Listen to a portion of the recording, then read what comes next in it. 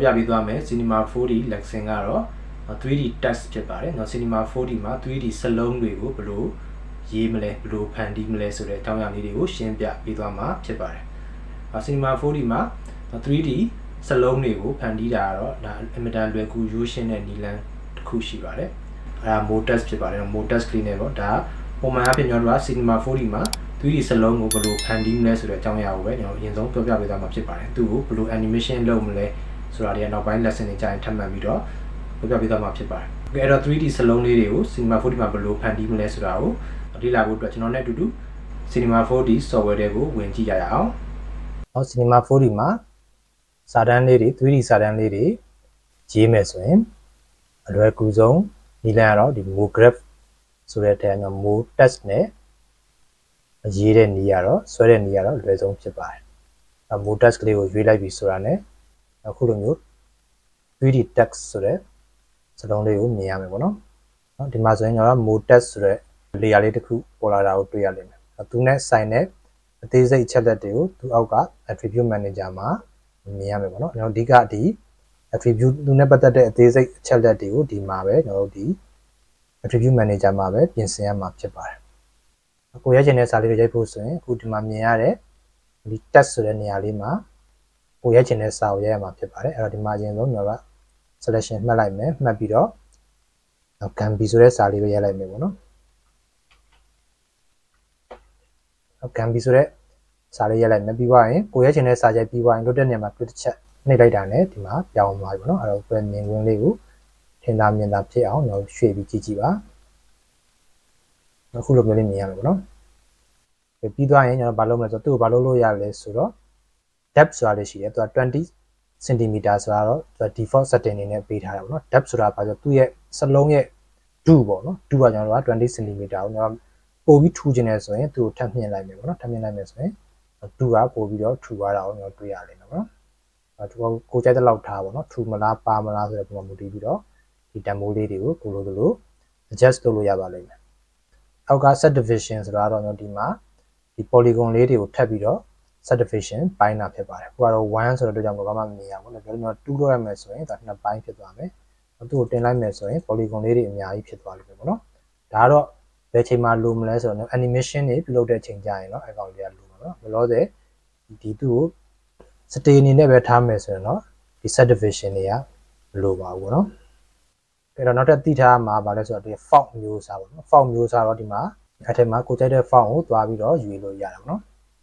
အဲ့ဒါကြိုက်တဲ့ font ရွေးပေါ့နော်ပြန်ပြီးသွားရင်ဒီလိုမျိုး selection ဖြစ်နေတဲ့အချိန်မှာ keyboard ကနေ up arrow down arrow လေးတွေနဲ့လိုက်ပြောင်းကြည့်လို့ရတယ်ပေါ့နော်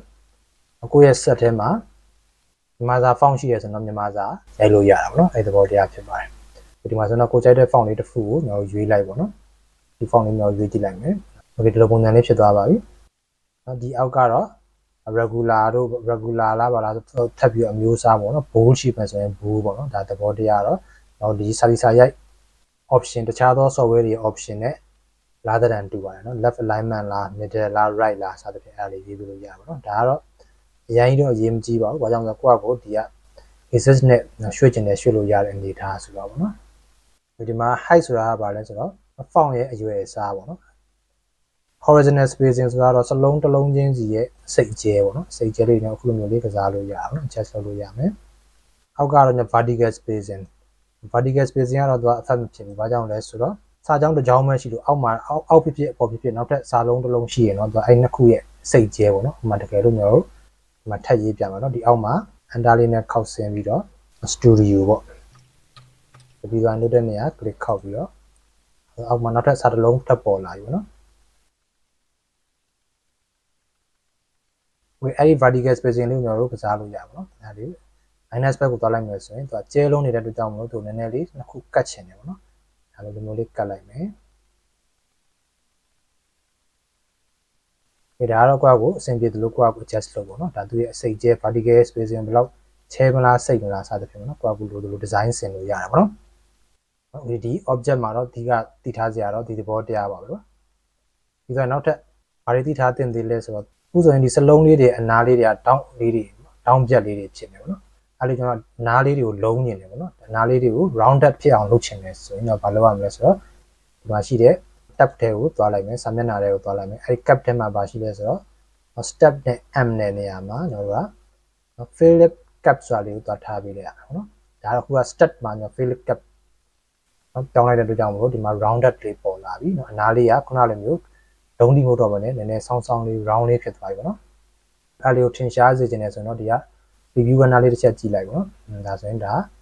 လိုမျိုးလေးမြင်ရမယ်ပေါ့နော် final ရုပ်ထွက်မှာအခုမျိုးလေးမြင်ရမှာဖြစ်ပါတယ်ဒါက step နဲ့ n နဲ့ကဘာကွာလဲဆိုတော့ step ဆိုတာညဒီအရှိတ်ဘက်မြင်ခွင့်ပေါ့နော်တကယ်လို့ n ကိုပါညမပြောင်းထားရင် n မှာပါဖြစ်နေတယ်ဆိုနောက်ကျောဘက်ကကြတော့ဒီဒုံးဒီပဲဖြစ်နေတယ်ပေါ့နော် 3D စလုံးဆိုတော့များသောအားဖြင့်တော့အရှိရောနောက်ကောပြမယ်ဆိုရင်အနောက်ကိုပါသွားပြီးတော့ n မှာပါနော် Philip cap တွေကိုသွားပြီးတော့လောက်ထားတော့ဒါဆိုရင်ရှေ့ရောနောက်ကောဟောတော့အဲ့လိုမျိုးလေးရရှိမှာဖြစ်ပါတယ်ဒါတော့သူကဒီ polygon တစ်ခွက်စာလေးပဲလုံးပြီးတယ်ပေါ့နော်တကယ်လို့ကျွန်တော်တို့ကဒီ step မှာသူရဲ့ဒီအစိတ်ကျဲလေးတွေဒီ step လေးတွေကိုထပ်ပြီးတော့တိုးချဲ့လိုက်မယ်ဆိုရင်သူကနောက်ထပ် polygon လေးတွေပေါ်လာပြီးတော့ပို့ပြီးတော့လုံးသွားမှာ smooth ဖြစ်သွားမှာဖြစ်ပါတယ်ဒါ3စိတ်စာပဲရှိသေးတယ်ပေါ့နော် okay ဒါ radius ကတော့သူ့ရဲ့ rounding လုံးမဲ့နော်ဒီ paragon ရဲ့ radius အချင်းကျယ်ပေါ်မှာမူတည်ပြီးတော့ radius အနည်းအများပေါ်မှာမူတည်ပြီးတော့သူကဘယ်လောက်ထိလုံးမလဲဆိုတဲ့ပုံမှာပြောင်းလဲသွားမှာဖြစ်ပါတယ်အဲ့တော့သူ့ကိုချက်ကြည့်လိုက်မယ်ဆိုရင်ပို့ပြီးတော့လုံးသွားမှာပေါ့နော် radius များလေသူပို့ပြီးတော့ဒီ rounded area ပို့ပြီးတော့ကျယ်သွားလေပေါ့နော် radius နည်းမယ်ဆိုတော့ rounded area လေးက rounded area လေးကပို့ပြီးတော့နည်းသွားမှာပေါ့နော်အဲ့ဒီဘောတရားလေးရှိပါတယ်အခုစလုံးကိုဘယ်လိုမျိုးထားမလဲဆိုတာဟိုကကိုကျွန်တော်တို့က design ဖော်လို့ရတယ်ပေါ့နော်ဒါကတော့ကျွန်တော်စာတန်း Cinema 4D မှာအခုဒီမျိုး 3D စာတန်းထိုးတဲ့အခြေခံလေးပဲဖြစ်ပါတယ်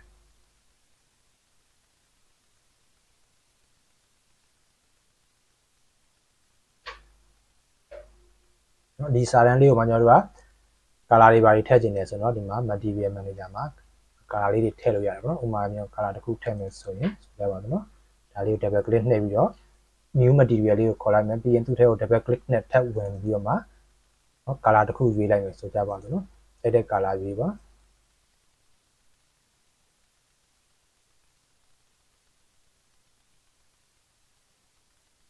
orange လေးဖြစ်ဖြစ်ကျွန်တော်ရွေးကြည့်လိုက်မယ်နော်အဲ့ color လေးကိုကျွန်တော်သူ့ပေါ်မှာသွားပြီးတော့လိုပြစ်တင်လိုက်လဲရတယ် object manager မှာရှိတဲ့သူ့ရဲ့မူရင်းလေးအောင်မှာသွားပြီးတော့ပြင်လိုက်လဲရတယ်ပေါ့နော်ဒါဆိုရင်ဒီ color လေးပေါ်ရောက်သွားတယ်